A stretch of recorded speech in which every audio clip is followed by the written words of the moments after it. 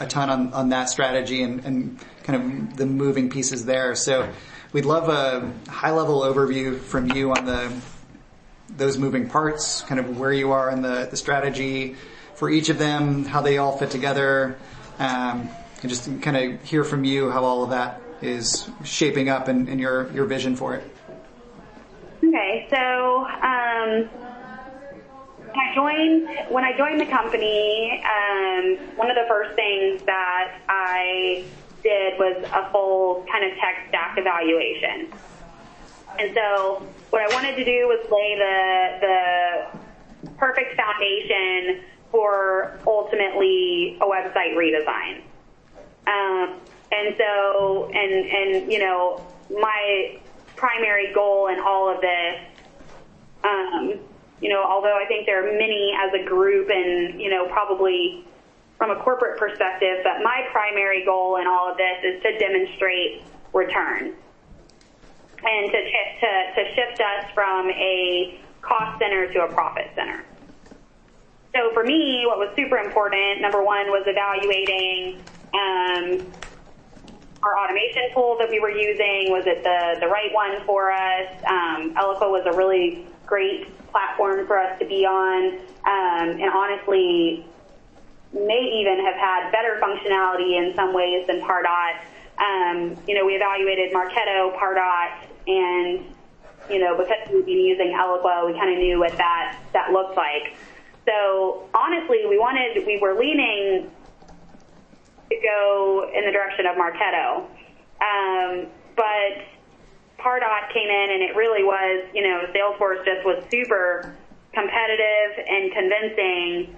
The speed to market was like a big deal, that they're really, you know, because Salesforce and Pardot are really one and the same. The integration was far more simple than what we were going to see from Marketo. And then they were offering us the Engage seats, which give the BD end users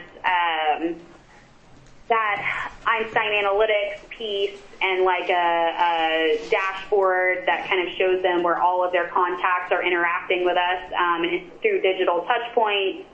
The Einstein Analytics piece makes recommendations to them over time based on, you know, what it's learning, and, you know, will recommend like nurture cycles and recommend appropriate moments to send, you know, collateral to say, like, you have this much more likelihood to succeed or to close a sale if you send this type of collateral at this point in the sales cycle.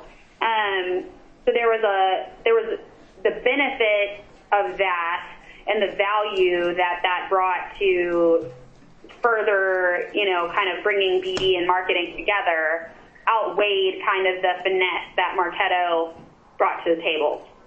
So we made that decision and selected the platform. And while I was out on maternity leave, the team here worked through some initial, you know, we had a jumpstart program, started to get some things aligned. And so really we've been working on the Pardot thing since August, no, maybe July of last year. So it hasn't, in the end, turned out to be all that quick of a transition for us, and primarily because our IT organization, when they kickstarted the Salesforce implementation last year, part of the scope of work with Accenture was that they were going to integrate our automation tool with Salesforce.